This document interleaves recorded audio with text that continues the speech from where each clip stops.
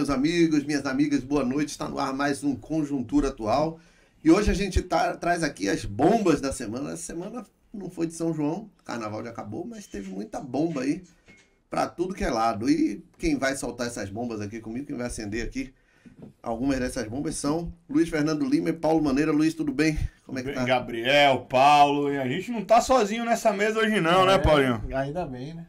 Bem acompanhado. Muito bem acompanhado, com gente que tem muita informação boa aí pra... E opiniões contundentes. Vamos engrandecer a mesa hoje. Por demais. Vai ser bom. E quem vai acender um dos pavios dessas bombas que a gente vai soltar aqui é o jornalista Eliezer Santos. Olá, Eliezer, tudo bem? Como é que tá? Muito prazer recebê-lo aqui no Conjuntura. Olá, gente. Obrigado pelo convite. Eu me sinto honrado, né? Mesa de alto escalão. Vamos acender essas bombas juntos. Aí, gosta assim, gosta assim.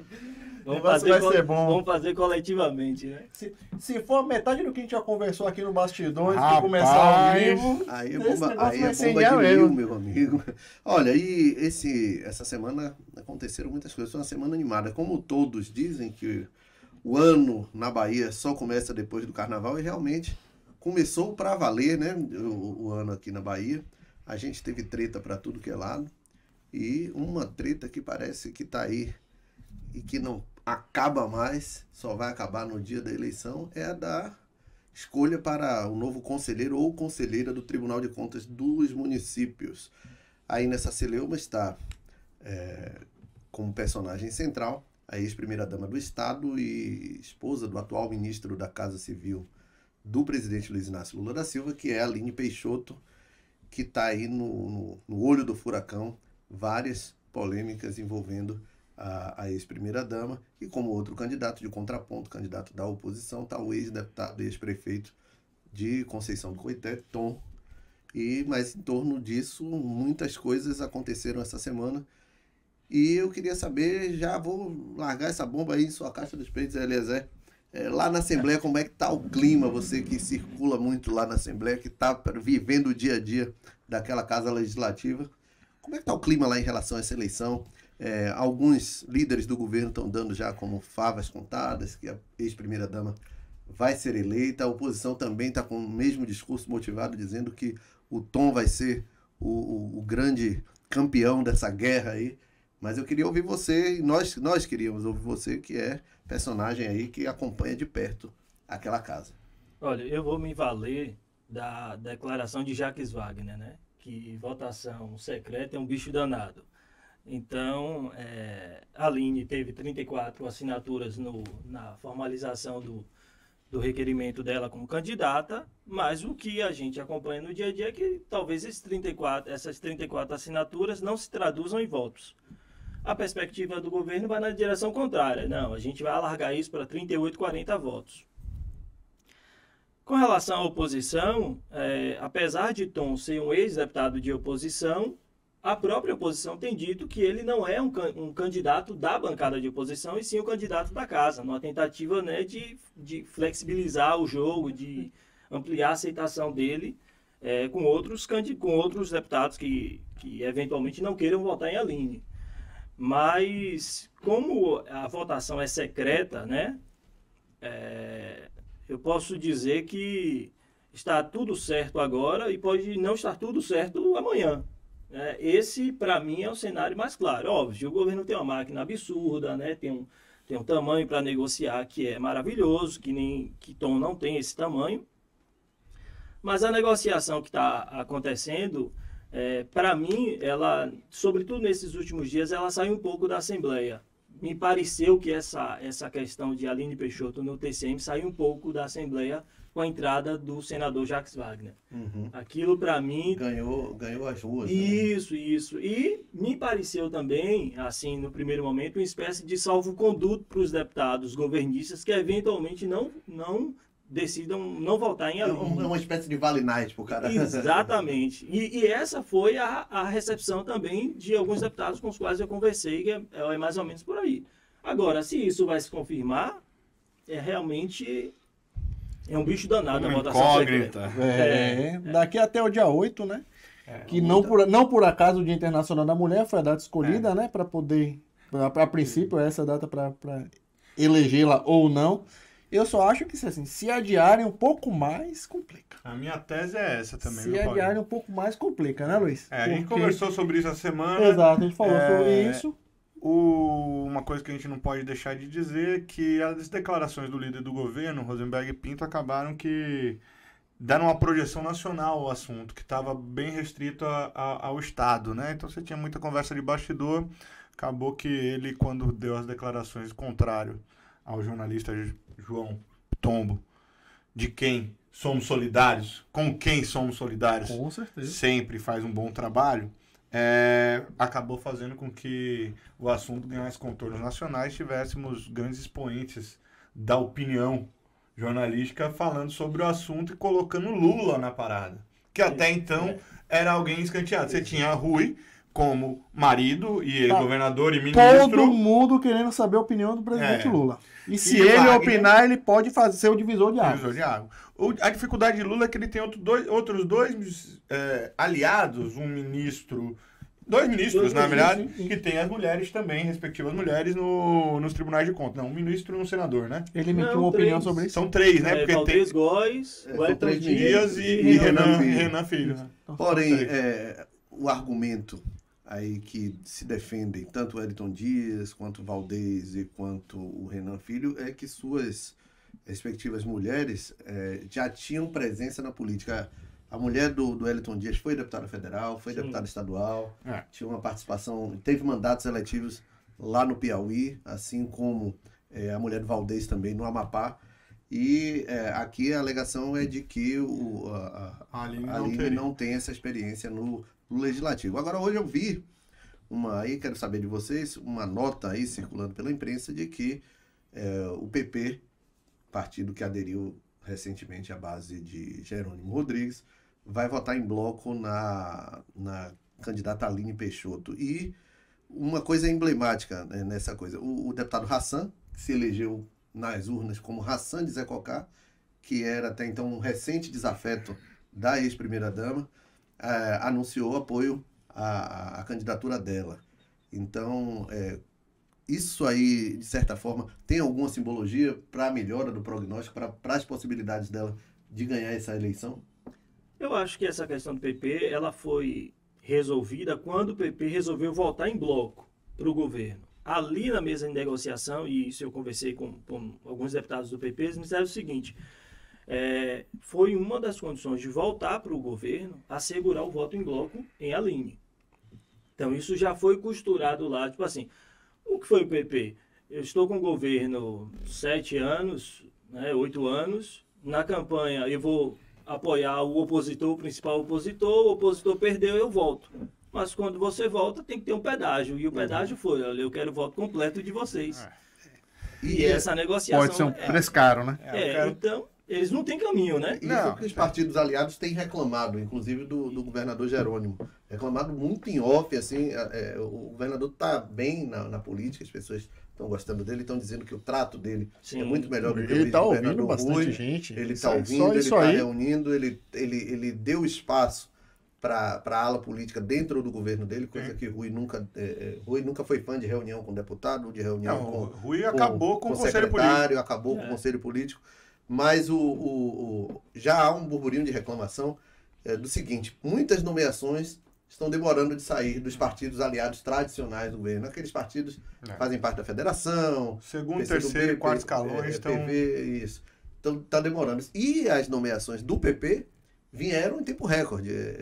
O Detran já tem gente do PP. Mas isso não chega a ser novo, né? Se você imaginar que Wagner, quando assumiu, todo mundo dizia a mesma coisa. Rui, idem, independente da habilidade política de cada um, dizia o seguinte: quem é de casa a gente trata devagar, quem é de fora a gente prioriza nesse momento para poder... aquela questão, tem que arrumar, né? Tem que arrumar. Para uma paixão nova, o cara usa roupa nova, usa perfume e tal. Para paixão antiga, tal da governabilidade. Sujo, a tal da governabilidade. Eu acho que essa arrumação, acomodar, porque é melhor, a forma, né? Vamos parar com o barulho, vamos acabar com o ruído aqui, vai acomodando. A questão é essa demora. Porque quando você demora de organizar a casa, o terceiro e quarto escalão, você também está com a máquina. O funcionário que está lá não sabe se vai ficar no mês que vem, como é que ele fica, e a atenção que fica, ele trabalha direito. Então, se você chegar num departamento desse público, uma repartição pública, você Que história é Fica essa? paralisado. Como é que o cara fica? Mais ou menos. Tem um pessoal, assim... Só Tem pra muito- gente não tem perder o muita fio, eu gente, quero né? trazer 2 assuntos assim que eu acho que vale. Uma a gente compartilhou no grupo sobre as competências, só pra não perder o Isso, prumo e a gente sim. avançar na conversa. A gente teve cuidado durante a semana de dar uma olhada no estatuto e no regimento do TCM. E lá tem incluso o seguinte, que para você ser um conselheiro, você precisa ter entre 35 e 65 anos e ter idoneidade, moral e reputação ilibada e notórios conhecimentos jurídicos, contábeis, econômicos, financeiros ou de administração pública, com mais de 10 anos de exercício de função ou atividade profissional que exija esses mencionados conhecimentos. Suprimindo o tempo que não foi no currículo de Aline para a Assembleia, ela teria esses 10 anos? É uma pergunta que fica. Tem que entender. Tem ou não tem? Tem ou não tem? Tem ou não tem? Acredito que sim, mas a despeito disso, isso serve um pouco como resposta às argumentações dos outros 3 que tem as esposas lá que foram nomeadas, que estavam na política. Você não precisa ser da política, você precisa ter essas competências. Exato. Né? Isso é um ponto importante. Na política do PP, já é outro assunto. Isso daí, de fato, teve na reunião, como o Eliezer trouxe bem. Também ouvi deles falando sobre isso. Inclusive, tem um deputado do PP que foi muito ativo no convencimento dos pares do bloco governista para angariar votos para ex-primeira-dama. Só que dizem que eleição secreta dá uma vontade de trair da zorra. Né? Agora eu quero trazer um ponto aí, porque esse comportamento do PP voltando para a base e de ser recepcionado com cargos tão rapidamente também passa uma mensagem para quem já é da casa de que a lealdade não tem o seu valor. Exato.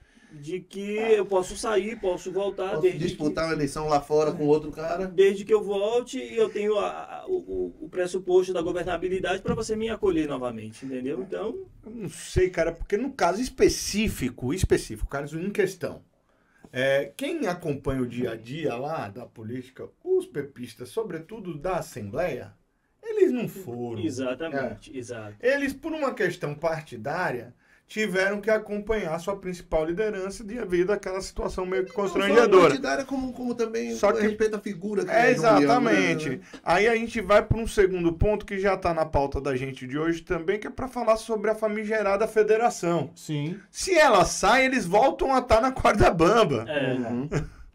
Embora isso nunca fosse muito problema pro PP. Mas mudou, né? Agora mudou a regra. Agora mas eu lembro que vai fazer um regramento. Vai fazer um casamento com união. Como é que vai ficar o regramento disso? Exatamente. Porque o PP já foi governo com João Henrique, com Wagner. Sim. PP é governo. Com Lula. O PP é governo. Agora, no governo aí, sem tem querer todo. fazer o papel de advogado do diabo, mas assim, pensar um parlamentar do PP, ele está na base há 4 anos, né? O último período de gestão de hoje. Então, você está construindo relação com o prefeito, são ligados ao governo. O seu arco de aliança, de trabalho é todo ali.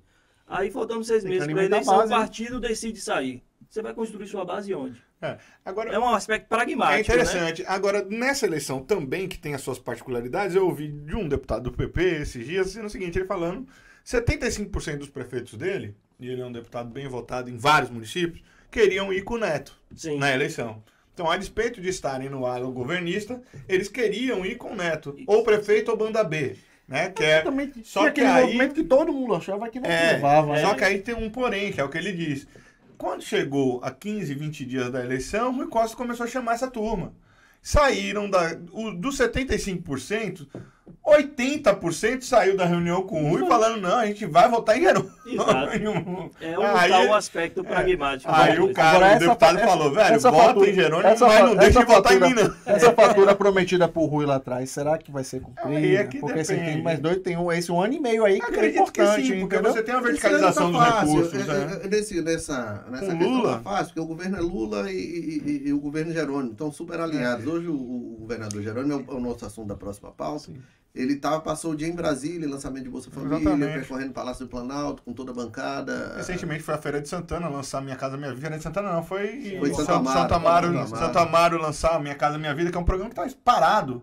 Para prefeito, Minha Casa Minha Vida é um baita de um programa de assistência social que é muito importante. A gente tem um déficit de habitação na Bahia toda. Eu vou além. Sobretudo no Brasil. Eu vou além, é um efeito cascata. Porque você emprega o pedreiro da terra, exatamente. O comércio, o mercadinho já começa a vender fiado com a esperança de receber. E tudo, né? Todo o setor produtivo funciona. Se bem que nesse primeiro momento as unidades relativamente já estavam prontas, né? Elas foram reformadas. Mas o programa em si dá esse horizonte. Mas até reforma, e outra coisa, você botar um cimentinho novo em cima. Todo mundo que já fez uma obra besta dentro de casa sabe como é onerosa. Alguém tem que fazer. E outra coisa, você cria comunidades em lugares muito melhores, né? Você tira as pessoas de situação que são calamitosas, né? Mas aí precisa ver também o seguinte: esse projeto Minha Casa Minha Vida, ele tem um problema estrutural grande. E os grandes especialistas em urbanismo já detectavam isso. O nosso saudoso Zezé Ribeiro, sobretudo, dizia muito isso.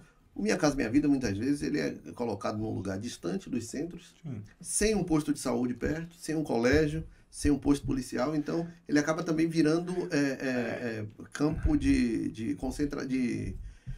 campo de batalha para o tráfico de drogas se implantar, colocar o pessoal para fora e fazer quartel-general. Tem que dar uma analisada caso a caso, mas existe uma política, por exemplo, de descentralização da saúde, que foi muito exitosa no governo Rui, de se criar as policlínicas. Então você tem vários municípios que são pequenos, que tem policlínicas, ou seja, não vai estar distante da policlínica, o município é pequeno. E as policlínicas são justamente afastadas. Exatamente. Aí você tem hoje, por exemplo, em Salvador e região metropolitana, se você pegar Laura ali, você tem na Parafuso ali, você tem algumas unidades do Minha Casa Minha Vida, que antes eram bem distantes. Hoje um ônibus leva ele para o metrô e ele atravessa a cidade em 15 minutos. Se você tem mobilidade urbana, de transporte público, você acaba resolvendo esse negócio. Então, assim, você tem soluções.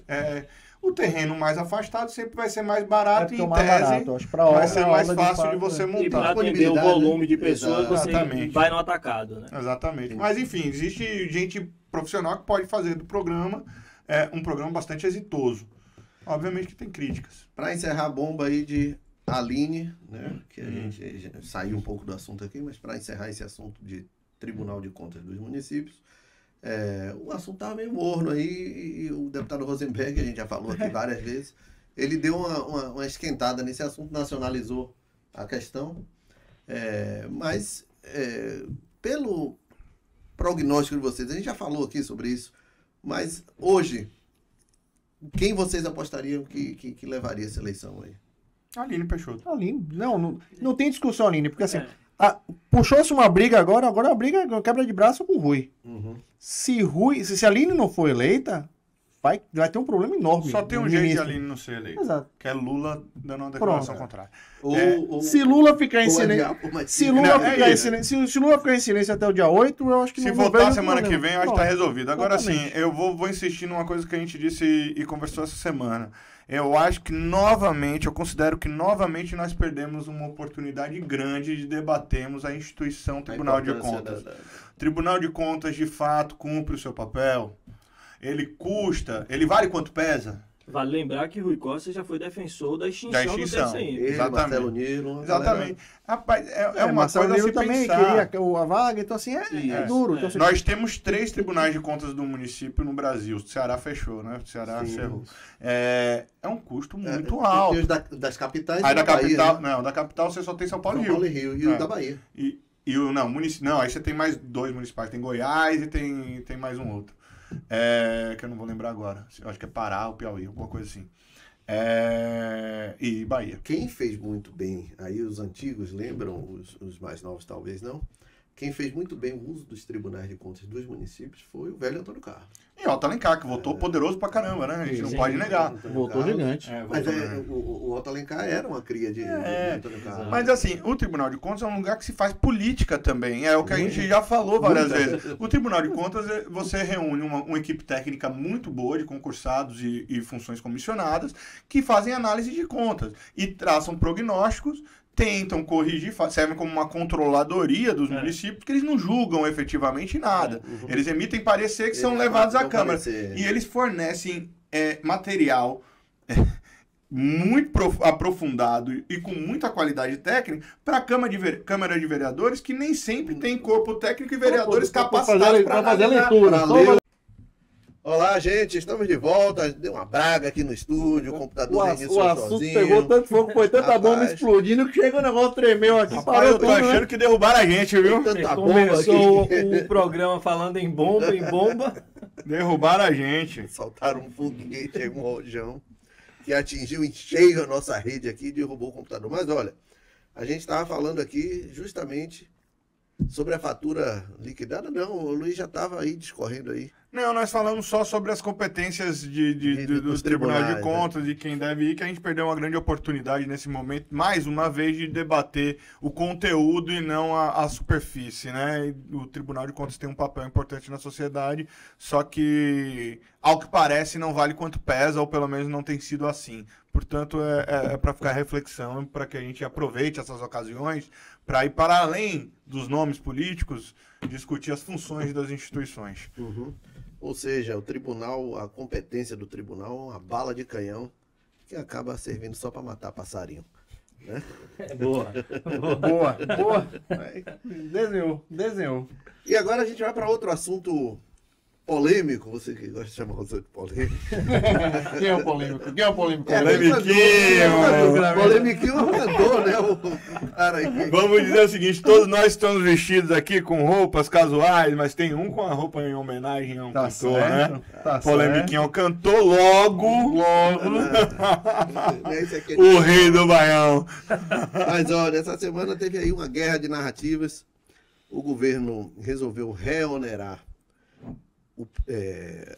os impostos, colocar de novo os impostos nos combustíveis, e aí no dia seguinte, acho que no mesmo dia, a Petrobras anunciou redução do preço, mas aí ficou um pelo outro e a gasolina na bomba acabou aumentando, saindo, por exemplo, aqui em Salvador de 5,59, em alguns lugares para 5,89. O álcool, por sua vez, que só subiria 2%, quem está aí olhando bomba de combustível viu que subiu muito mais do que os 2% prometidos pelo governo e que na conta de chegar com o reajuste negativo da Petrobras, poderia ficar mais competitivo naquela relação de fração entre gasolina e o próprio álcool. Então, essa semana teve essa disputa de narrativa, a oposição caiu matando e os parlamentares de governo, principalmente, voltaram aí a munição, dizendo que a gasolina no governo Bolsonaro chegou a bater próximo dos R$9. Mas esse negócio da gasolina é o primeiro grande teste assim, do governo Lula com a opinião pública, né? Eu tenho uma opinião muito formada e muito certeira sobre isso, tá? Vamos ter uma lógica. Quando você tem a gasolina barata, você vende mais combustível. Assim, quem tem R$50 para botar de gasolina, vai botar R$50, amigo. Uhum. Você não tem 2 dinheiros. O cara não vai poder fabricar um aumento de salário dele para poder botar mais gasolina no carro. Ele vai andar menos de carro. Até chegar um ponto que a gasolina vai estar e ele vai vender o carro. Então, assim, a gasolina alta, independente se o presidente é Bolsonaro ou é Lula, vai fazer com que os carros circulem menos. Porque não vão deixar mais caro. O posto de gasolina vai deixar de vender. Não tem esse negócio, não vai faturar mais porque aumentou o preço. Vai vender a mesma coisa. O cidadão que gasta R$500 de combustível, ele vai continuar gastando os 500. E aí, quando a gasolina começa a evaporar um pouquinho no tanque, o cara lança aquela promoção então, assim, do dia para a noite. A lógica é essa. Então, assim, não é a questão. Não vou chegar aqui, é o presidente tal, é isso, é aquilo. Não é. A questão é essa. Vai sofrer a população com aumento de combustível, sim. O diesel parece que não foi onerado, né? Então, assim, já ajuda. O diesel teve uma prorrogação, né? Já ajuda aí muito, porque quando você fala de onerar o diesel, você tem menos carro de transporte, transportando alimento. Isso aumenta o preço, sim, de uma comida, uma verdura. Tudo que o governo não queria agora é uma treta com o negócio de caminhoneiro. Pronto. Né? E se tiver uma treta com o negócio de caminhoneiro, é complicado. Então, assim, mas a questão do combustível é óbvio, é batata. Pode começar qualquer dono de posto de combustível, ele vai lhe dizer. Quando a gasolina está barata, eu vendo mais gasolina. O faturamento é sempre o mesmo. Uhum. Olha, quem gasta, se você gasta R$200, R$300 por semana de combustível, você vai continuar gastando R$200, R$300. Você não vai pagar mais caro não, porque então você vai ter que tirar de outro lugar. Sim. O dinheiro é o mesmo. A gente não vai ter aumento, não tem de onde fazer, fabricar dinheiro para isso. Então, assim, a lógica é essa. Quando a gente parar e pensar, poxa, peraí, eu vou ali. Não vou de carro não, porque eu tenho que economizar esse combustível. Então, vou adaptar o roteiro, né? Fazer duas, três coisas de uma vez só. Exatamente. Então, assim, a lógica é essa. Então, assim, não tem... Pra gente, pro cidadão comum, né? O consumidor de carro de passeio, esqueça, não vai mudar muita coisa, não. O combustível pode custar 8, pode custar 4. A única diferença é que custando 4 você vai rodar o dobro. É isso aí. Pra mim, eu penso desse jeito. Você, Eliezer, vamos ouvir a opinião de Eliezer. Eu quero ouvir Eliezer sobre isso. Não, eu acho que é uma decisão do governo no sentido de arrecadar, precisa arrecadar, né? Olhando pragmaticamente, a ala política do governo, né? Tentou segurar isso, né? Por causa obviamente, do impacto político que tem, mas a conta é objetiva. Você precisa faturar, o governo precisa fazer isso, e se não fizer agora no início do governo, mais adiante é pior. Então, o governo segurou diesel e gás de cozinha até o final do ano, para não ter bronca com o caminhoneiro, para não afetar a vida das pessoas, né? Sobretudo a classe mais baixa, né? Que depende do gás de cozinha ali. E precisa fazer agora, aproveitar que ainda tem um pouquinho de capital político sobrando da eleição, tem ainda uma fase de lua de mel, ainda está no espaço aí de 100 dias, dá para fazer. Agora, Marco toma logo, né? Exato. Agora é um fato que abre, sim, uma janela para a oposição fazer esse comparativo do que foi o governo Bolsonaro. Lembrando também que no governo Bolsonaro foi uma decisão provisória, né? Uma medida num contexto eleitoral. Esse reduzir o imposto, zerar o imposto. Né? Então não foi uma política do governo no sentido de reduzir o preço. Até porque também foi no final, né? Exatamente. Na verdade, o combustível chegou no meio do ano passado a R$8. Exatamente. Sim. Quase, Porto Seguro, quase 10. R$8. Na estrada, no aqui sul da na Bahia, R$8. Tem Mais uma vez, vou ser o chato, o professor chato, né? Que não sou. Pois seja. Acho que nós discutimos demais essa coisa dentro de um campo político e falta diagnóstico e técnica no negócio. Nós temos quase que capacidade suficiente para termos o combustível nosso. Sim. Por que a gente vai se atrelar a uma paridade internacional? Quem se serve disso? Né? É importante a gente fazer esse debate. A Petrobras é uma empresa que surge como estatal com o dinheiro do povo para servir ao povo na exploração de energia. Petróleo, fóssil, certo? Hoje você já tem várias formas de produzir energia. Aí você pega isso, abre o capital da empresa, consegue um outro investimento, você garante lucros exorbitantes para quem está investindo nela relativamente agora. Favorece o rentista, né? Exatamente. E enquanto isso, a população se quebra para pagar, vai rodar metade ou rodar o dobro, né? Acho que a gente tem que discutir quais são os parâmetros técnicos, porque a oneração por si só, ela não faz com que o preço da gasolina suba de uma forma exorbitante. Se você não tem a paridade, agora o barril de petróleo lá fora está mais barato, então a gente consegue manter um controle sobre o preço da gasolina. O dólar também está com certa estabilidade. O dólar está estabilizado. E, enfim, você tem uma conjuntura internacional que favorece ali quando o pessoal da OPEP para de brincar, de sobe e desce, para poder fazer o que quiser para ganhar dinheiro. Acabou a Copa do Mundo, os caras, vamos deixar aqui mais barato que a gente não vai ter mais agenda positiva. Vamos deixar o petróleo controlado. Enfim, essa construção lá tem que afetar menos aqui. 13% de imposto não vai ser preponderante para deixar a gasolina a preços impeditivos. Pode se discutir se vai majorar, diminuir, melhorar, outra coisa. A capacidade de lobby e de força que tem os caminhoneiros está atrelada a gente não evoluir no modal de transporte. Sim. A gente ainda tem um transporte rodoviário como principal meio de logístico de um país com dimensão continental, com um mar enorme aí que poderia nos servir, com espaço aéreo. Sucateados, falta de ferrovia. Ferrovias que não tem. Então você mencionou aqui Zezé Ribeiro, ele era um defensor das ferrovias e de outros modais. A gente está há 20 anos discutindo Porto Sul na Bahia, pô. Tem coisas assim que são muito mais importantes do que a oneração do diesel, pô. E aí eu vou... tudo bem, tem que discutir isso, é importante. Mas às vezes eu vejo assim que fazem uns cavalos de batalha, sabe? Você fala, pô, vai acabar o mundo, voltou a alíquota do ICMS. Eu só acho que a grande questão é que o cidadão comum, ele não atravessou a fronteira para chegar nessa discussão. Então, ele vai pro raso. Primeiro, o raso ele vai chegar lá, olha, eu botei era 5,54, tá 6,20. Você quer ver uma outra coisa? Entendeu? É interessante. Pra ele importa isso. Exatamente, é o quanto vale na bomba. Isso. Quanto ele vai pagar na bomba. A gente não pode discutir, deixar de discutir que existe um cartel formado de posto de gasolina. Há anos, né? Há décadas.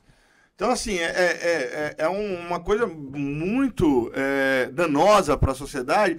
Perceba, quando você tem qualquer reajuste para mais, no dia seguinte, ou no mesmo dia, saem todos os postos aumentando praticamente a mesma quantidade. O mesmo valor. Quando é para menos, vai escalonando e tem uns que nem mudam. A gente comprou, já pagou imposto, eu não posso vender. Cara, é um jogo muito duro, assim. É cruel. Um grande problema nessa área energética. Não tem regulamentação disso. E de combustíveis fósseis que ocorreu aí nos últimos 7 anos, mais ou menos, desde que o Michel Temer assumiu para cá. A Bahia tinha uma fábrica de fertilizantes aqui. Sergipe tinha uma fábrica de fertilizantes. E isso supria mais ou menos o mercado nordestino de fertilizantes para o agronegócio. E é um assunto que pouco foi tocado. Vai justamente ao encontro disso que você acabou de falar sobre o rentismo da Petrobras. Ela não era competitiva, a fábrica não trazia lucro para a Petrobras, mas ela reduzia bastante a dependência de fertilizantes do agronegócio brasileiro para o mercado russo. E hoje, com a guerra na Ucrânia, os fertilizantes dispararam. Então, há um desequilíbrio muito grande nos preços das commodities brasileiras, justamente por conta da importação de fertilizantes, que está muito comprometida, sobretudo com a guerra entre russos e ucranianos. Então, hoje o próprio presidente falou que o compromisso da Petrobras tem que ser com o país e não com os rentistas. E aí os mais neoliberais vão em cima do presidente que a Petrobras tem que ser competitiva mesmo, tem que gerar lucro, e os parlamentares mais à esquerda vão sobre a responsabilidade social da empresa. Eu acho que tem que encontrar esse meio termo. Eu penso mais à esquerda nesse aspecto, mas eu acho que tem que encontrar esse meio termo. A Petrobras não pode só servir para gerar rentabilidade para quem está sentado ali no computador de especulação. Tem só um gatilho aí, uma coisa assim que é interessante, que para o setor financeiro, muitas vezes, é considerado prejuízo, não o prejuízo em si, não é que a empresa não esteja dando lucro, é porque o potencial de lucro é menor do que se imagina, e essa diferença ele chama de prejuízo. Então, assim, a empresa custa 1.000, para ficar em número simples, custa 1.000, fatura 2.000, mas poderia faturar 3.000. Ele chama esse outro 1.000 aqui de prejuízo. Ou seja, ele está lucrando. Então, é aí que está o meio termo e que está a disputa narrativa, que a gente precisa ter controle social quando se trata de uma empresa que tem essa particularidade. E aí descamba para outro... Potencial de lucro não é prejuízo, Aí descamba para outro duto, justamente... Exatamente esse exemplo que você deu aconteceu com as vinícolas lá do Rio Grande do Sul. Que o cara, para ter um potencial maior de lucro, contrata mão de obra já em análogo ao trabalho escravo. Ali é um caso grave, infelizmente não se restringem as vinícolas, a gente tem uma situação de... Hoje aqui na Bahia teve uma carvularia. Nós temos uma situação muito frágil, no interior sobretudo do Brasil, e a gente passou os últimos 4 anos, e aí não só os 4 anos, mas sobretudo os últimos 4 anos, sem olhar para isso, discutindo outros assuntos. Isso saiu da agenda. A gente falou muito isso na campanha, né? Logo no começo que a gente começou esse bate-papo, o Brasil da fome, né? Então, assim, o Brasil que tem fome, como é que a pessoa se submete a um trabalho escravo? A pessoa está passando fome.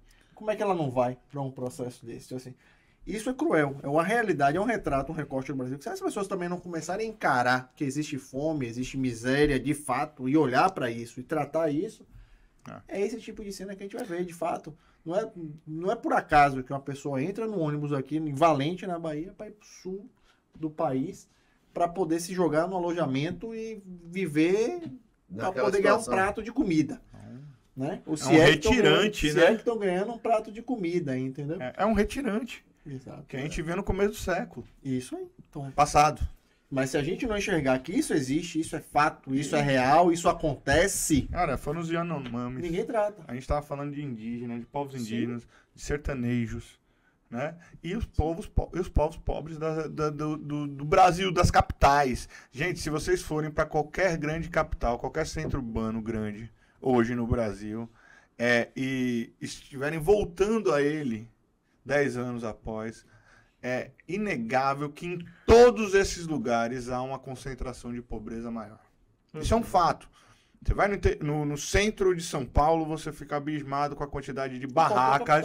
Aí você vai pro centro do Rio de Janeiro, a mesma coisa. Pra Goiânia, a mesma coisa. Largo dos Mares, aqui em Salvador. Em Salvador, a mesma coisa. Em Recife, a mesma coisa. Então, assim, tem um processo que está em curso, que é visível. Tem que fechar os olhos para isso. É preciso responder a isso. Agora vocês deram exemplos assim, né, que estão com uma proporção maior, mas é muito comum. Aqui em Salvador, por exemplo, babás ou empregadas domésticas que vêm do interior, sem lenço, sem documento, sem um centavo no bolso, com a promessa de que vai trabalhar numa casa de uma pessoa, vai morar ali, vai se alimentar ali, e ela fica refém daquilo. Às vezes não tem nem folga porque não tem nem para onde ir, né? Não tem. Às vezes essa coisa de você ficar devendo ao próprio patrão. Eles cobram valores exorbitantes para emprestar num serviço de agiotagem ali. Agiotagem patronal. Que louco. Se não diagnosticar e não compreender esse problema onde tá lá na raiz. A gente falou de eleição, o pessoal vem de voto. Claro que vem de voto, tá faltando feijão no prato, bicho. O cara não vai botar e vai botar um preço no voto. A pessoa se submete a isso, a sair daqui e lá, entrar no ônibus e ir pra lá. É claro que isso vai acontecer enquanto tá faltando assistência dentro, tá faltando comida no prato da casa da pessoa. Não, esquece. Isso é duro, é duro. Tem algumas coisas assim interessantes. Só pra não deixar passar, eu fui buscar aqui filme Sete Prisioneiros, tá na Netflix, do Rodrigo Santoro, com o Rodrigo Santoro. O diretor é Alexandre Morato, trata um pouco disso. Trata exatamente disso, né? São jovens que vêm do interior para trabalhar em São Paulo, capital, e são colocados num regime de escravidão.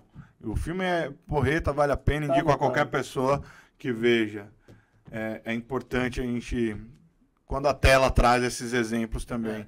E vou no exemplo de Eliezer, acho que a gente tá às vezes bem próximo da gente, a gente não consegue identificar que os tratamentos e as condições de trabalho perversas estão ao nosso a gente já lado. teve episódios de agressão de patrão empregado, e quando houve inquérito daquilo, o depoimento do funcionário ou da funcionária era isso: olha, eu não tinha para onde ir. Às vezes ficava trancado dentro do apartamento. Então é uma condição absurda, né? Ficava numa condição quase de refugiado. Nas declarações desses trabalhadores que estavam lá em Caxias do Sul, tem um dado que para mim me chamou bastante atenção, é que as forças policiais, ou agentes das forças policiais, alguns obviamente, atuavam no sentido de deixar essas pessoas nessas condições. De garantir a escravidão. Assentiam, né? Isso é importante ser dito, e me parece que ninguém colocou holofote nisso.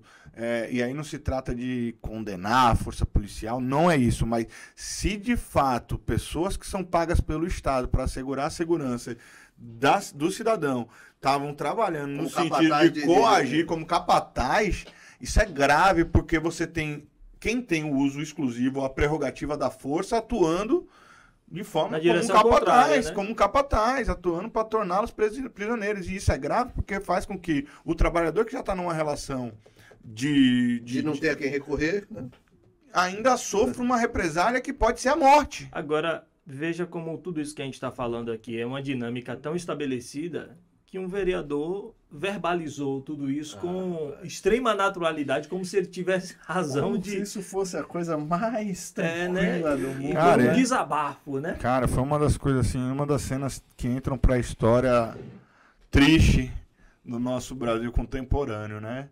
E a gente sabe que muita gente pensa assim, igual a ele, isso é o pior de tudo, infelizmente, isso não é um pensamento só do vereador. Ele estagnou. Ele hoje estava com a cara mais cínica do mundo, esse vereador lá de Caxias do Sul, com a cara cínica, chorando, que foi ofendido, que a família foi ofendida e tal. E a primeira coisa que ele fez foi, deixou lá uma massa de apoio comentar no post, apoiando ele, batendo palminha, né? E depois bloqueou para que ninguém comentasse, já que poucos de bom, as pessoas de bom senso não vão compactuar com o negócio dele. Sandro Fantinel. Importante a gente dizer os nomes dessas pessoas quando elas fazem. E seria muito bom para o Brasil que a justiça fosse célere nesse momento. Sempre que acontecer algo desse tipo, a justiça, em todas as suas esferas, precisa agir com energia e rapidamente. Sabe... crime o que ele fala. Sabe o que me deixou mais feliz com esse episódio? Se é que eu posso dizer isso, que alguma coisa me deixou feliz com um episódio lamentável desse vereador lá de Caxias do Sul, é que a gente já está acostumado a ver gente falando atrocidade aí, gente verbalizando absurdos, e no outro dia o cara ganha 200 mil, 300 mil seguidores. Ele continua na mediocridade dele lá com menos de 3 mil seguidores e não avançou aí o número de seguidores. Isso aí eu vejo como positivo. A manifestação dele não foi política. A gente vê isso, por exemplo, no caso de um jogador como não é Maurício, foi Maurício? Foi o Wallace, Maurício. São manifestações que atacam o adversário político. Né? O que ele fez foi você escravizar uma pessoa é o que há de mais... é um ato político. É o que há de mais perverso, sabe? Não tem como você defender. Não tem como você defender. Tem povo pobre no Rio Grande do Sul que olhou para aquilo e fez, não pode. Teve muita empatia, né?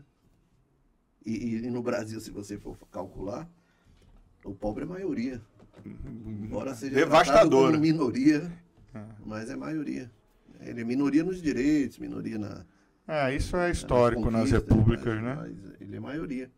E aí todo mundo se coloca no lugar do cara que ele falou ali. Espero que sim. Ou que pelo menos tenha essa barreira da vergonha não foi ultrapassada. Nós ultrapassamos nos últimos anos várias barreiras de vergonha. E tem pessoas que se sentem autorizadas a pregar diversos tipos de atrocidade. Essa ainda não foi superada e tomara que não seja. E tem um negócio aí que a gente estava comentando aqui antes nos bastidores. Mexer com os ícones da Bahia não dá muito certo. Um ex-professor mexeu com o birimbau aí uma época aí, se deu mal. E agora ele mexeu com os tambores da Bahia. E o negócio, o tambor não cantou bonito pro lado dele, não. Ele viu o barulho. O tambor não soou bem, o batuque foi diferente aí.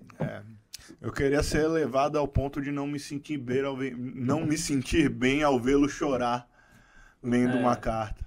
Mas eu acho que o choro é muito mais pela pressão que ele tem recebido, e ele relata algum tipo de pressão até de ordem familiar, do que necessariamente uma reflexão, né? Não vou nem falar de arrependimento, de uma reflexão sobre o que ele disse, né? Arrependimento seria até demais nesse momento, mas eu acho que é muito mais por causa da pressão que ele tá sofrendo, né? E da exposição que foi, porque quantos outros vereadores ou figuras públicas eventualmente já falaram essas coisas e não ganhou a mesma proporção, né? Que ele receba a lição para que pare aí. Exato. É importante também que a gente faça o seguinte, a gente falou do vereador que, no meu entendimento, é caso de polícia. Acabou, vai ser justiça. Sim. Caso de justiça. Que a justiça seja sábia. Precisa fazer também a mesma coisa no caso das empresas que terceirizaram a contratação, que as indenizações deixem essas pessoas de uma forma muito... Tem baiano que o dono da empresa aí que levou pra lá. Que as pessoas que se passaram por isso sejam priorizadas no atendimento e nos recursos que devem receber de toda a natureza, de toda a ordem, para que superem o trauma, tá? E não se exponham mais. E que a gente tenha uma sociedade mais vigilante a esse tipo de coisa. Nós falamos muito sobre vigiar conceitos morais, conceitos que são de cada indivíduo, e nos esquecemos de, como sociedade, vigiar o que está acontecendo do nosso lado e no terreno do vizinho, né? São vinícolas grandes, são empresas enormes. Quando dói no bolso, meu compadre, aí o buraco fica mais embaixo. Mas eu digo, enquanto sociedade, enquanto civilização, a gente notar o que está acontecendo e as condições de trabalho. A gente vai muita gente vai para a porta de casa no interior ou nas cidades, vai para a janela para ver a vida alheia e comentar coisa que é do indivíduo e prerrogativa do indivíduo, e que só ele compete aos seus. E vai descendo comentários dos mais atrozes possíveis com relação a isso. E não vê que na terra do lado tem gente sendo escravizada. A gente precisa ser uma sociedade vigilante nesse sentido. Sim, eu acho que a agenda do trabalho decente tem que ir para a prática mesmo. Existe muita teoria, muito muito programa bonitinho sobre agenda de trabalho decente, mas eu acho que deve haver fiscalização não só do governo, como das pessoas mesmo. É isso.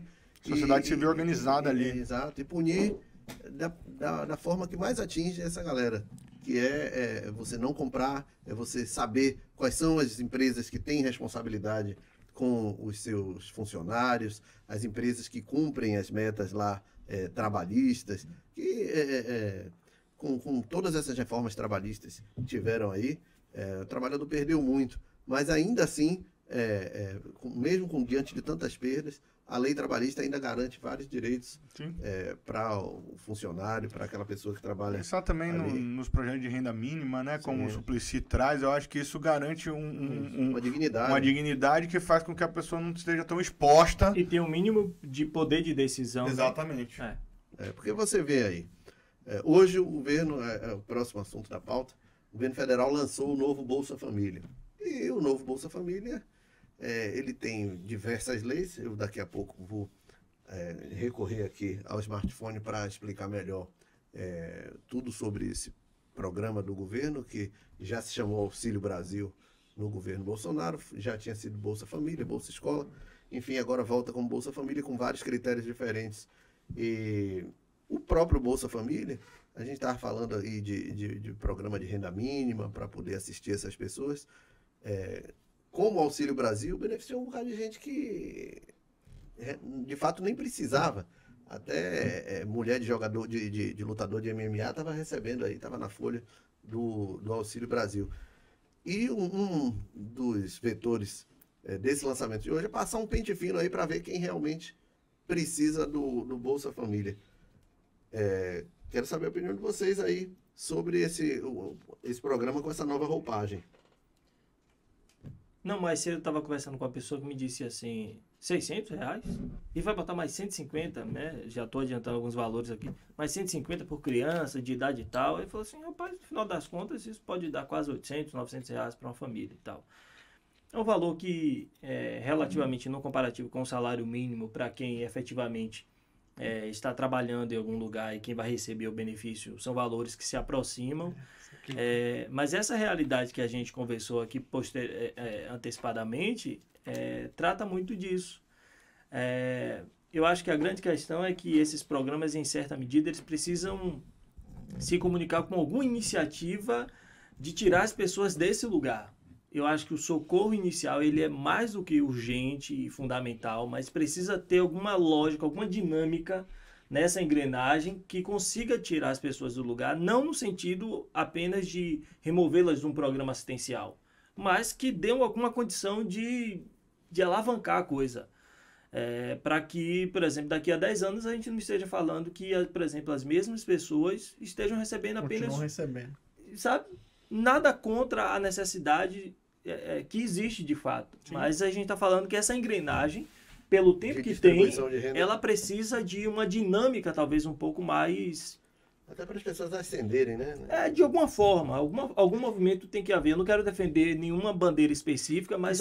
Que seja um projeto que levante o cidadão, que não acomode, isso. Né? Porque assim, eu acho que o público-alvo disso, assim, o que o Gabriel falou é cirúrgico, tipo assim, tem gente que de fato não precisa do Bolsa Família ou do Auxílio Brasil, do que for, e estava lá, e pegou. Aí você para e pensa, essa pessoa está contribuindo para que este caso de escravidão no Rio Grande do Sul, né, ou análogo à escravidão, não dizer que foi escravidão, talvez não seja, ele está contribuindo. Porque o cidadão que está aqui assumindo um valor, mas ele tem a capacidade, ele pode fazer essa renda, ganhar um salário mínimo, trabalhar para ganhar isso e não ter esse auxílio e poder que o governo federal atinja e atenda a quem de fato precisa disso. Então, assim, esse cidadão também está contribuindo para que essas coisas, esse tipo de coisa aconteça. Está contribuindo. Aí o cara reclama, porque é um absurdo. O pessoal chega lá e vende o voto. Cara, esse cara tá ganhando aqui o meu bolsinho, mas tá impedindo que um cara ganhe um salário, um valor mensal, uma renda mínima, para que lá na eleição ele não venda o seu voto. Então, assim, é esse tipo de crítica que as pessoas precisam começar a fazer e compreender que o trabalho qual é o objetivo do Bolsa Família? Não é distribuir dinheiro. Não é essa distribuir. Não é uma feira livre. Não chega, venha para cá, faça seu cadastro e venha receber seu dinheiro. Ele tem essa lógica. Né? Então, assim, ele tem um porquê disso. Então, assim, esse público, ele passando essa peneira, esse filtro aí, e sendo bem implementado esse recurso, eu acho que ele é fantástico. Olha, só para título de informação, o Bolsa Família ele representa R$600 por família, mais R$150 por criança de 0 a 6 anos, mais R$50 por criança e adolescente de 7 a 18 anos e mais R$50 por gestante. Ou seja, uma família pode chegar a ganhar R$1.000, né? Isso se tiver uma mãe grávida, um filho na média de 8 anos, outro filho com 5 e outro com 2, ela chega a R$1.000. Tem outra faixa do Bolsa Família que chega a 950 e uma mãe solo, por exemplo, pode chegar a receber, uma mãe solo que esteja grávida e tem um filho, pode chegar a receber até R$800. É um dinheiro que garante pelo menos a subsistência da pessoa. Eu acho interessante. São duas coisas diferentes, tá? O Bolsa Família é um tipo de programa e o Renda Mínima é outro. Renda Mínima é para todo mundo, tá? É básico. A gente vai passar mais uma vez por outro problema, que é o seguinte, por outro debate. Quanto é suficiente para uma pessoa viver com dignidade? 600, 800, 1.000, 1 milhão, 10 mil, 15 mil, quanto? Não sei. Quando a gente falou mais cedo do Minha Casa Minha Vida, a gente fala de montar grandes conglomerados e condomínios e tal. Quais são as questões? A partir do momento que as pessoas do comércio local e do serviço local sabem que ali vão ter pessoas beneficiadas com o Bolsa Família, elas vão aumentar o preço das coisas? Se elas não aumentarem, com esse dinheiro você começa a fazer circular e as pessoas têm uma vida digna. Se proporcionalmente aumentar o valor das coisas, você acaba impedindo a ascensão social. Esse é um primeiro entrave. Isso. Que a lei da oferta e procura, ela não pode ser antropofágica quando se está falando de programa social. Então você vai lá para um lugar em que a pessoa está ali, ela consegue carpinar um terreno e ganha R$100. Pô, ela vai passar a ganhar 600. O pão custava 3, passa a custar 8? 5. Então esse aumento que ela teve de verba através do Bolsa Família não resolve o problema do que ela vai conseguir com isso. O aluguel que custava 300 passa a custar 500, já derreteu ali os 150 por filho.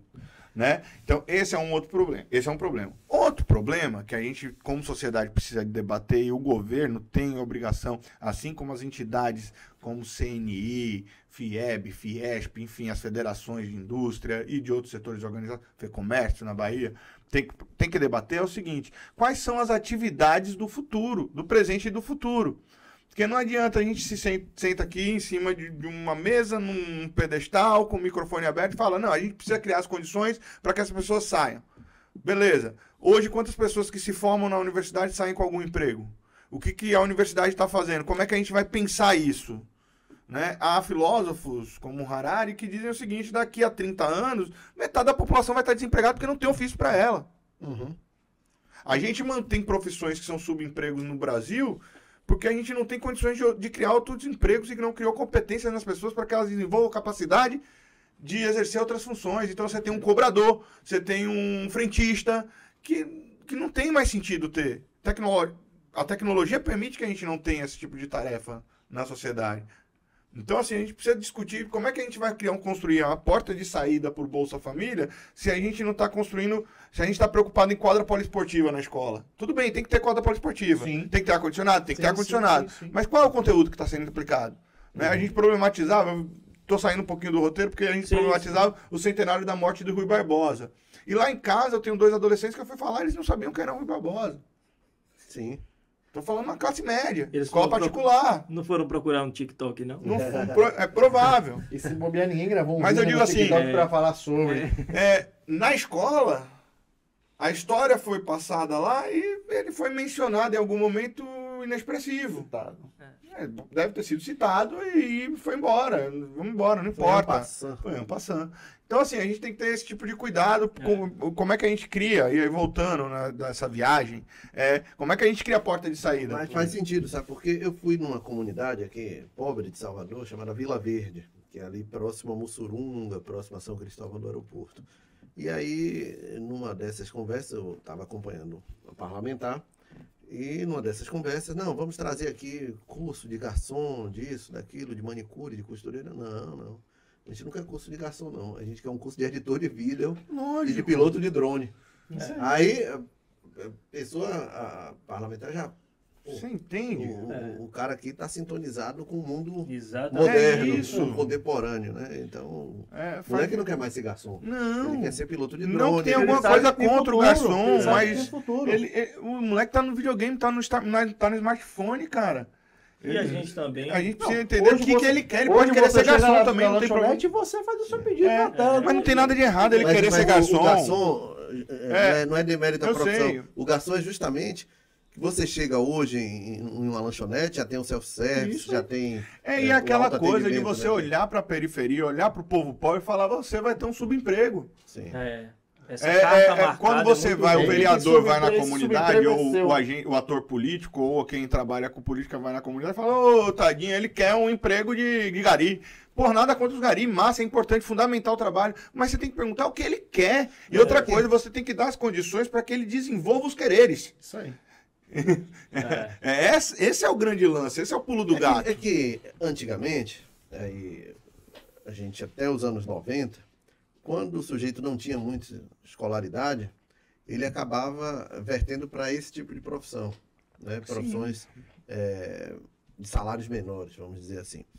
E hoje, para ser um piloto de drone, o cara não precisa necessariamente ter concluído a universidade. Sim. Para ser um editor. Porque a universidade ainda não se adaptou a isso. Muitas universidades ainda não se adaptaram. Então, ele está aprendendo ali na prática, ele está vendo ali na prática. E uma coisa muito que acontece, que fomenta a violência nos grandes centros, é justamente a inclusão social que é proporcionada pelo crime.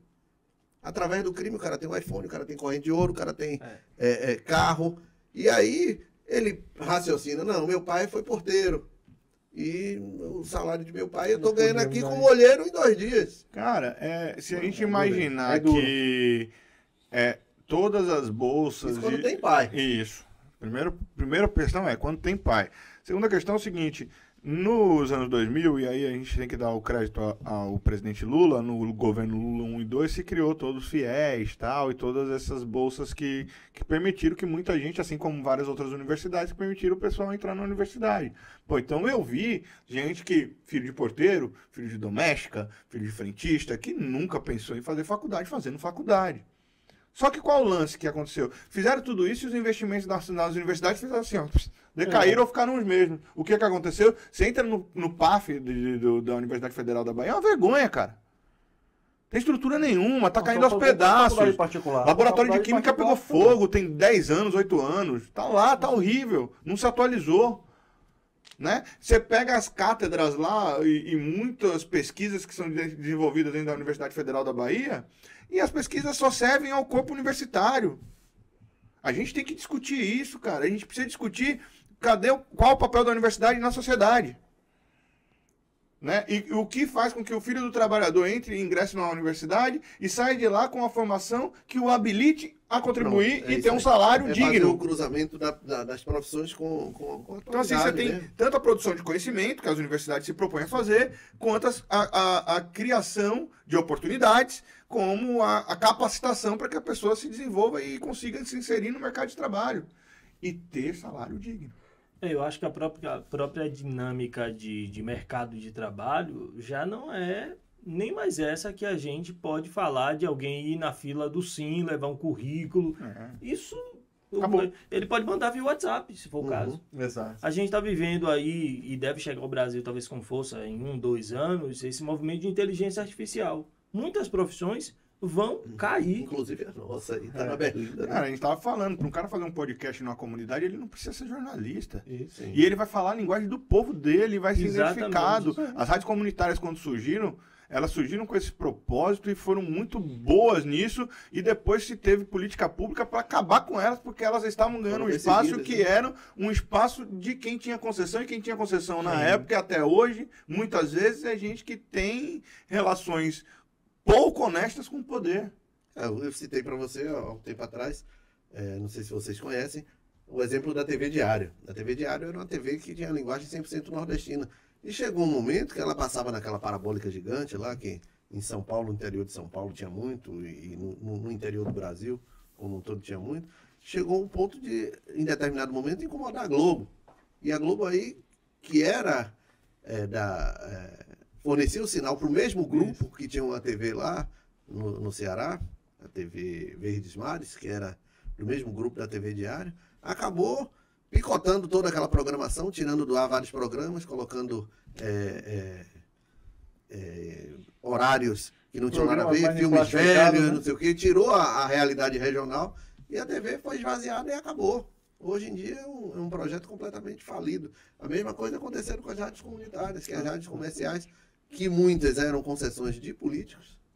Eu lembro da campanha que a Band fazia na época contra a Rádio Pirata. A Band junto com a Bert. E era uma campanha assim, sistemática. Era um spot toda hora, tinha lá, combata, não sei o que, crime. Ok, quando você ia no dial aqui de Salvador, pelo menos que é onde a gente mora, rodando, você ia vendo que no dial ali, quando você passava o que chamavam de rádio de pirata, era a rádio comunitária que ainda não tinha conseguido a ortoga. E não conseguia a ortoga porque a ortoga era dada pela Câmara dos Deputados. E a Câmara dos Deputados precisava de relação com o deputado federal. E tinha um bocado de deputado de rádio. E hoje você tem essa relação. Hoje uma comunidade pode criar um podcast, abrir um canal. Sim, exatamente. Hoje em dia transmite podcast por lista de Telegram. A gente tá falando disso tudo porque, iniciando para Bruno puxar o rolo aqui, vamos voltar aqui para conversa, das portas de saídas. Isso. Né? A gente entrou, enveredou e foi embora por aí para falar das saídas ao Bolsa Família. É importante a gente falar isso, mas a gente tem que tomar muito cuidado. Né? Tem alternativa? Tem. Mas precisa melhorar e diagnosticar, e tem todo um outro trabalho que precisa ser feito por muita gente. Tem um cretinismo que eu vejo de parte da classe média e das pessoas mais ricas com relação ao Bolsa Família, que eu acho um absurdo.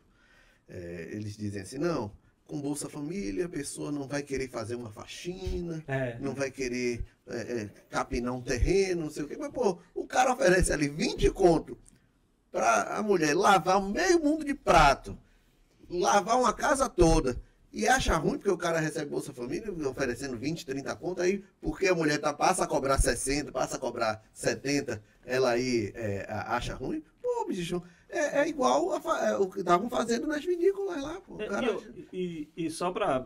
Eu acho também que isso tem um pouco de uma disputa, de uma questão, um pano de fundo político, né? Porque, por exemplo, muita gente que condenava o Bolsa Família, no Auxílio Brasil, que era de Bolsonaro, fala, não, o presidente aí ajudando as pessoas. Ou seja, é um distanciamento do propósito real do projeto. Não pode, é um projeto que não pode ser politizado. Não pode ser politizado. E eu acho que esse carimbo de governos diferentes, dando nome... Porque, por exemplo, não era R$600, né?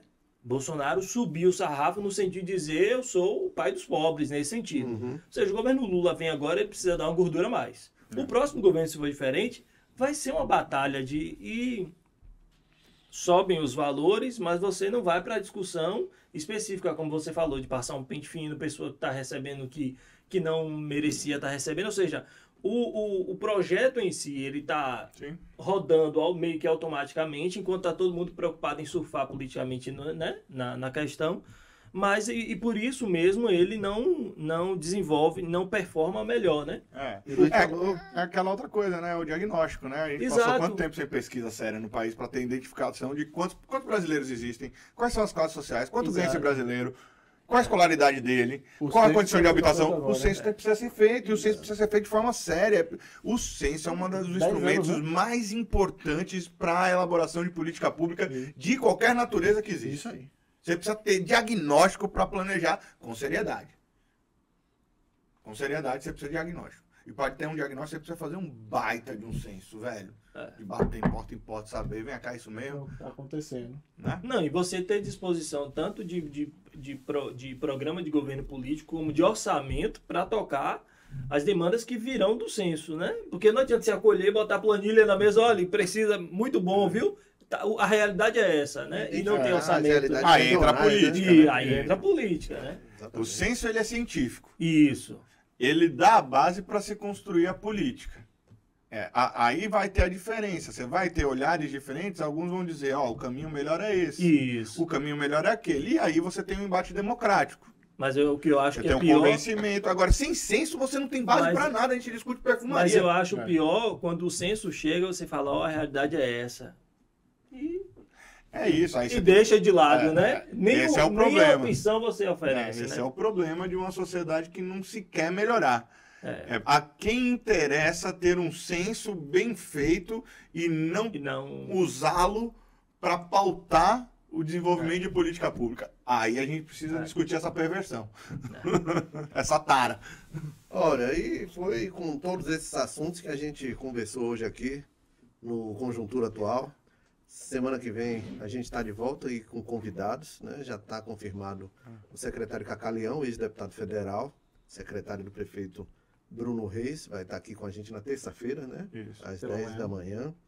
E a gente vai saber de tudo que está rolando aí na política, sob o ponto de vista do Cacá Leão. Quero agradecer ao nosso querido amigo Eliezer Santos, que veio aqui a brilhantar o nosso debate. Na brilhantar já é demais, né? Eu vi. É nada.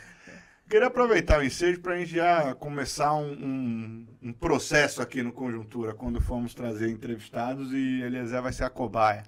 É amigo da gente e desenvolto. Mas para que você fale um pouco de você, né? De como você chegou na profissão, para se apresentar. Eu acho que é importante a gente ter esse momento. Já falou bastante de mercado de trabalho aqui, né? Quem é Eliezer, de onde vem, por que o jornalismo? Não, eu cursei jornalismo em 2007, mas a partir ali já de 2009, ainda na faculdade. Você chama de antigo. Em 2009 eu já estava...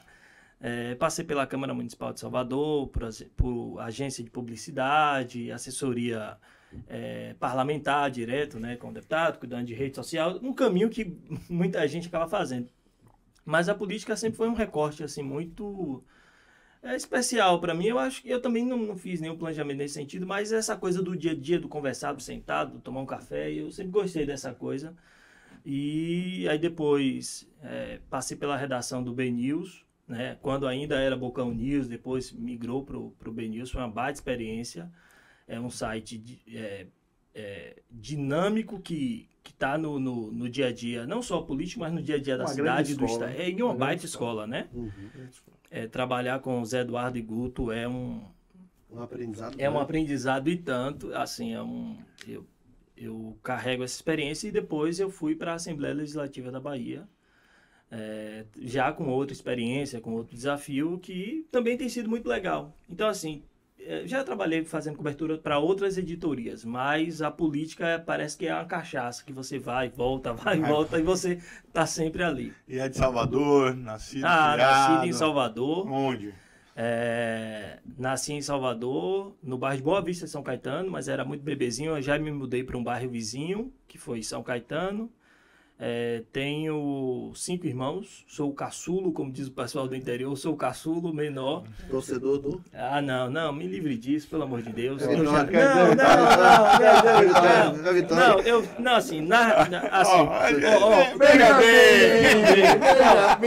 Olha, na resenha Bahia-Vitória, eu prefiro o Bahia, porque eu acho que é uma coisa mais leve. O Bahia perde, a torcida do Bahia fica numa resenha, ninguém sofre muito, né?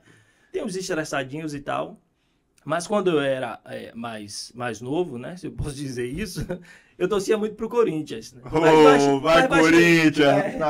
É mais um no bando de louco. Tá mas depois de um tempo, assim, você começa... Não, para aí, corta o vídeo, corta o microfone dele. Não, na verdade, você se desliga um pouco daquele dia a dia do futebol, assim, né? Até porque não tem como ficar torcendo pro Corinthians. Aí eu passei a torcer pra seleção brasileira, mas os últimos episódios também não ajudaram. Cara, a CBF vai fazer com que eu torça pela primeira vez na vida contra a seleção.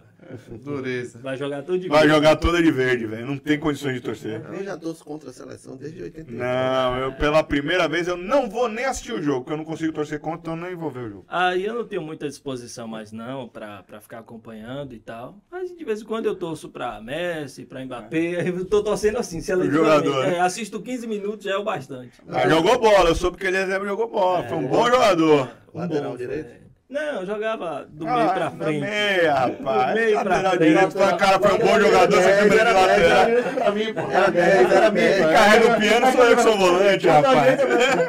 Não tem ninguém que quer jogar lateral, não. Ah, bota ali, bota ali. Aí eu ia. Fica ali no lado, fica ali no lado. Fica ali parado, não deixa ninguém passar. Acabou, velho. Essa função. Onde é que tem menos gente? É na lateral? Tá marcalando, né? Alambrado. Muito obrigado, Ari. Era um pouco disso. Eu acho que essa experiência é bacana.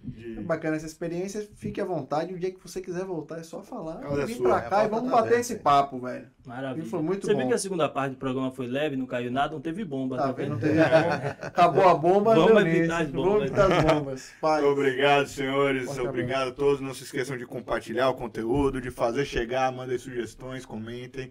E vamos que vamos. Semana que vem tem mais. E siga a gente no Instagram, né? E aquele abraço só pra quem merece. É verdade. Olha, no Instagram estarão disponíveis vários cortes aqui dessa conversa que a gente teve com o Eliezer. Então, @Conjuntura Atual. Vá lá, siga que se você não tiver tempo de ver essa desenvoltura toda nossa aqui no YouTube, você pode ver a gente lá no Instagram. Até a próxima.